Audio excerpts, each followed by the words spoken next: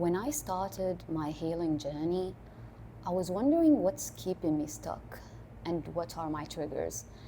And it crazy once I looked back at it because some of them were just grudges. They were just grudges I held within me from old traumas. And once I take a step back and look at the full image, the person or the people I was trying to punish weren't thinking about me as much I thought.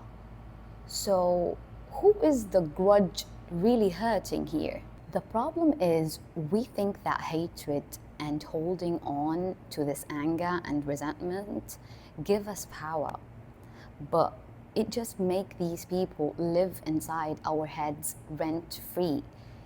Each time you remember the situation, you live it again. Grudges do not actually connect us to that person or these people who hurt us. It connects us with the moment of that resentment. Even if that person disappeared all of a sudden, the feeling will still remain because our brain does not distinguish between reality and the past. Therefore, each time you reply and think about that specific situation in your head, you relive a part of its impact. For example, let's say someone made fun of you 3 years ago, okay? Or used something against you.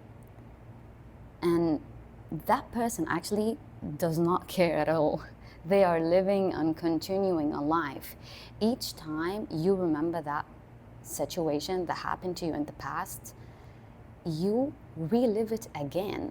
And because our brain does not distinguish between the past and the reality, you will feel all of these anger and your body starts shaking and you all of a sudden you feel like you are actually hot from the inside because you have all of that resentment from a past event, like it's already happening now. Like you are like it feels like that situation that happened in the past, once you think about it, it feels like you are living that situation and it's happened now in the current moment. So you are the one who's suffering and you are not punishing them, you are punishing yourself. And you are punishing yourself repeatedly. Each time you remember, you feel all the pain again. And instead of living the current moment that you are blessed with, you are living an old anger. And guess what? It can actually become a part of your identity. And this is so deep because I know some people, they don't even know themselves without that story. For example, someone, and I know this because I know that person, bless them, I hope they're okay now. Someone who got backstabbed or betrayed from a friend, they will think to themselves, I'm the one that they betrayed, instead of just cutting them off and move on with your life. Grudges can actually literally steals opportunities. If you got betrayed by someone and you didn't know how to move on, your brain will play around and your brain will play around and generalize that experience with everyone. And all of a sudden, you have trust issues now. And what is the result of that? Since you have trust issues now, you are going to waste all the opportunities. When I say all the opportunities, for example, I mean the new people who can actually be an amazing part of your life will pay that price. You're going to steal an amazing opportunity from you just because you didn't heal from an old wound. Sometimes that apology did not come, and best believe it will never come as well. So will you just continuing your life thinking that it's going to come, and will you stop your life just for that apology to come? Because I don't think they care at all. Okay, but some wounds actually hurt, and I relate to that. I was a friend with this girl, and I never felt that connection with any friend before. I felt like, oh, we are soulmate, and she understands me so deeply. And back then, I used to really overshare too much about my personal life. It's like many things that you pause and you don't share. I was a teenager then, so, and I made these mistakes, and I'm so grateful that I did. And I spoke to her about something, and she gave me like some solutions in that specific timing. But then someday we had like this weird tension because of an argument, and she used that against me. Like she used it against me, and it sounds so silly because she only said like a simple sentence. She literally said, "At least I don't have this and this." And I was shook, but I smiled because I know how is she thinking about herself when she said that. And how do I think about it? Is like the mind, you need to understand the mind of an insecure person. Yes, that's right, I said an insecure person. Even if they show you how happy and successful they are actually aren't at all. Because the people who are actually happy and worth your energy, and they are worthy of them staying in your life, wouldn't harm you nor hate you at all. Insecure people like to put the people who they know they are above them down, so they can know they are, because they know they are incapable of being like you. Know they are incapable of being on your same level. And this is not fake positivity at all. I swear to God, when she said that to me, I smiled because I know how she thinks about herself. And because I smile because literally every insult or a bad comment is based on how people feel about themselves. It's just basically a projection. They are literally exposing themselves, they are exposing their weaknesses to you because somehow you triggered them.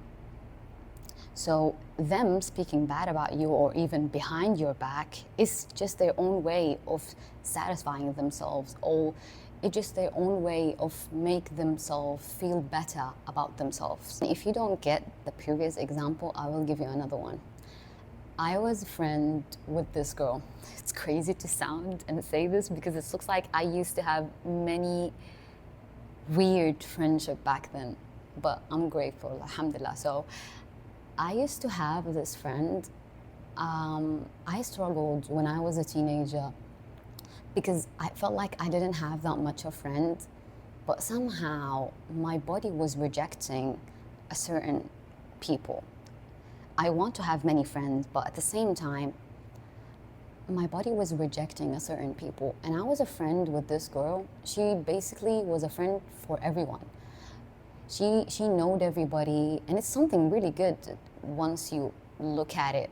Then she knows everybody, and she's a friend with everybody, and everybody knows her, and she's like the popular one, and like these stuff. But I remember one day we have like a problem, and there's like a problem, and to be honest, I was the one who did the mistake. But she literally exposed herself by saying that you will never have friends. We were texting, so she said that in text. She said that I will never have friends and I will be alone forever. That's why I'm alone forever, or something like that. She said something related to that.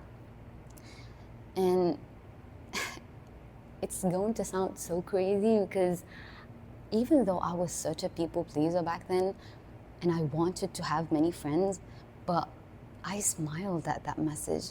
It satisfied me somehow. Because in my eyes, she was always amazing, or like unstoppable and wonderful, and everybody knows her. And she actually a really good person. But once I look back, I was okay somehow with being alone, even though I was such a people pleaser and really insecure, but somehow I was okay being alone and having like a limited friend circle. I didn't accept certain people. My body, you know, when your body rejects someone, trust that feeling. So she was like the exact opposite of me. She had many friends back then.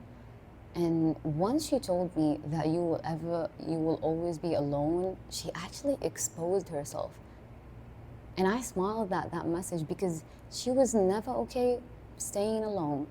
She was never okay being by herself. So it looks like she noticed something about me, and she had this opinion about me that I am not okay with being alone just because she herself isn't okay being alone. She thought that I feel the same way about myself, that I don't feel okay by being by myself or having like a really small circle. And I smiled at that message because when you are amazed by someone and all that amazing feeling just fade away, and you just like all of a sudden realize how normal they are, and like they show you their true colors. It's going to sound crazy because I am the one who actually did the mistake, but it wasn't really worth it that much. But bless her, it might hurt her. I hope she get the best life. But once I understand that she literally exposed herself to me and she is not actually okay with being alone, because I noticed that and I am okay with that. So she thought that I'm the same as her. I don't like being by myself. She was like project that on me, and she thought she ate. But I actually smiled.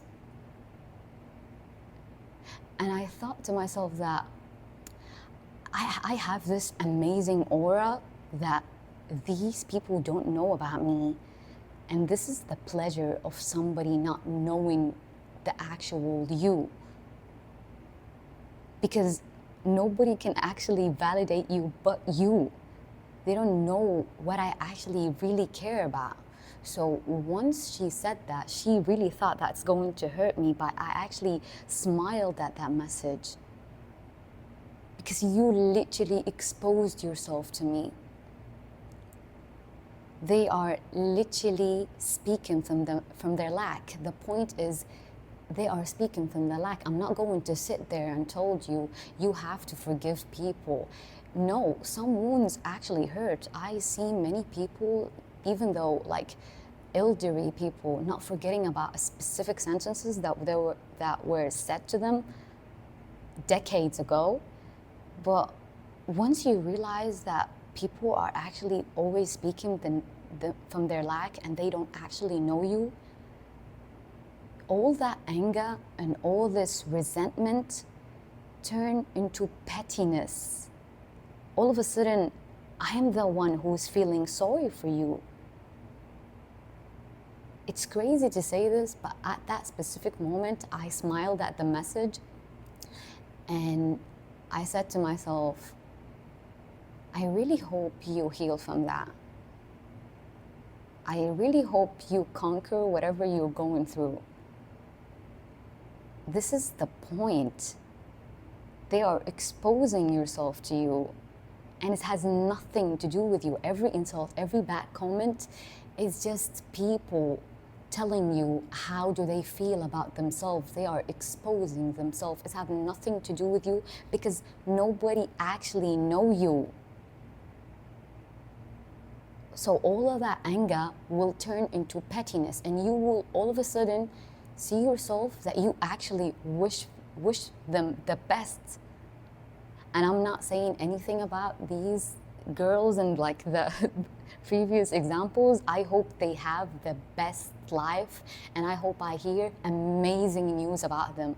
There's nothing personal, but you have to understand that, and the process of it will just like, all that anger will fade away. It will fade all away. And all of a sudden, you will actually see yourself forgiving them and wishing for them the best. Thanks for watching.